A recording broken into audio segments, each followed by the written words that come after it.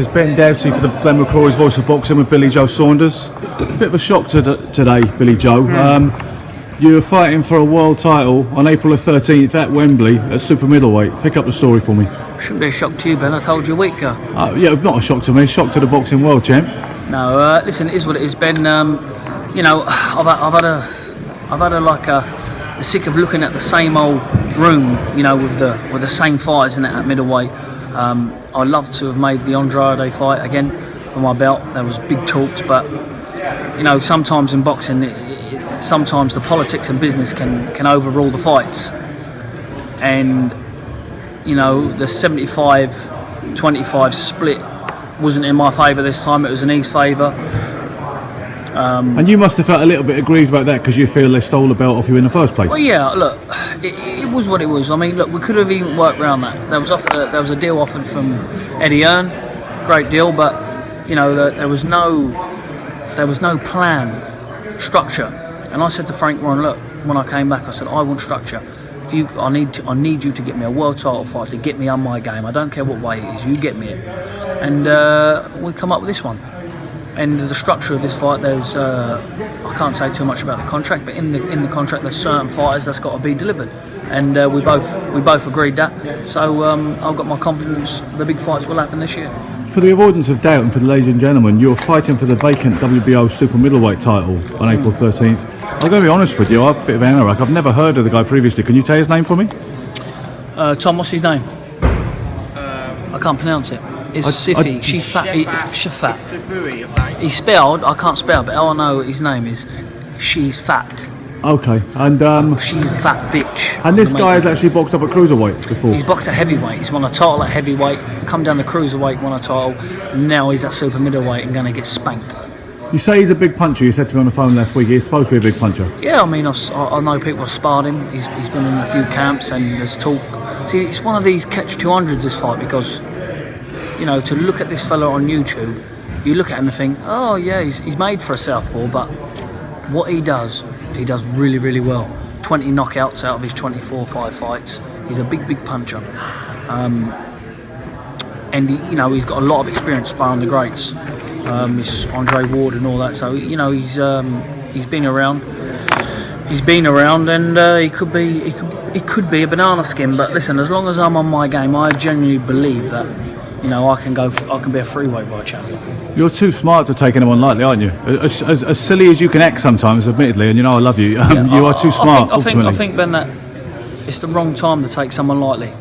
Through the fact of what went on last year, through the fact of how I lost my belt, through the fact of, you know, I want to become world champion again. It's a funny thing because, you know, when you're fighting for a world title, there's something inside you that you don't care who you're fighting. You're not taking them lightly. Yeah, and I'm quite impressed the way you haven't whinged about the situation when you could have done with the nonsense that went on last year. You've taken it on the chin yourself, you've taken your part in it, and you've got on with it, haven't you? Look, what it is, Ben, it's one of those. I've dealt with things professionally. The drug scandal I've got an illegal battle going on at the minute that I'm very, very confident of winning and getting paid a lot of money. You know, the video, what I did, I've been fined for 100,000. Fella comes to the gym now though, and I'll give him a pair of gloves for his son and whatnot. So we've sort of like kissed and made up, and I'm trying to put all the bad behind me. So listen, you can do nothing, but you can sit down, cry, and get on, and you know, feel sorry for yourself, or you can think, well, listen, I know how good I am. Don't worry about that.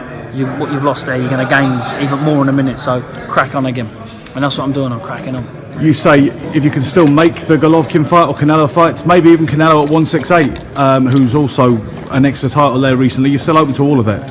Ben, I can move down anyway. I can move back down to middleweight in 6-7 weeks if I want to.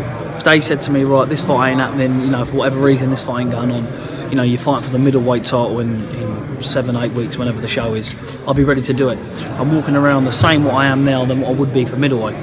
So it's not the same. Maybe I ain't got to take that extra bit off, so will I be stronger at it and be more energised? Probably so.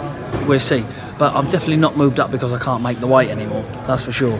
I used that fight in December as a maintaining weight. I know I weighed 12.10, but all over Christmas I didn't go over, I think it was like 13.45. So it's the same. I normally go up to about 14.10. I'm not going to keep you too long today because I see that the lovely McCrory Joy Phelps is behind me, you know, and I know you always Behind have fun. you, yeah? Yeah. You always have fun, I know, with your dialogue. So, talking of super middleweights and talking about developments, you've got obviously James DeGale versus James Chris Chunky Eubank DeGale Jr. going to win. He's going to. I know you're friends with him anyway. And I know you're backing him to win. You've said before that you two could get it on if the money's right. You could put aside your personal friendship.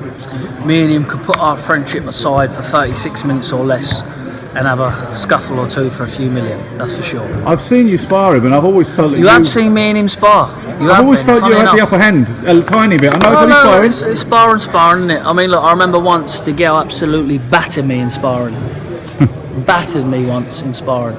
But there's also been a time when I've had well up round on him as well. The spars we've had has been some very, very good spars. But you've been there on a number of spars, I will say. I forgot that. But look, I just wish him all the best Saturday. I hope he does the business. It's not about anything else Saturday in his head. It's all about Eubank. So I'm sure that's all what's in his head. I spoke to him, funny enough, on Instagram, and he's on it.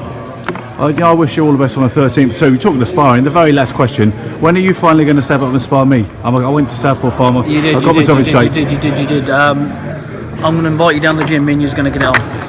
I'm going to hold you to that, champ. Be lucky. Always a pleasure. Thank you. Thank you very much.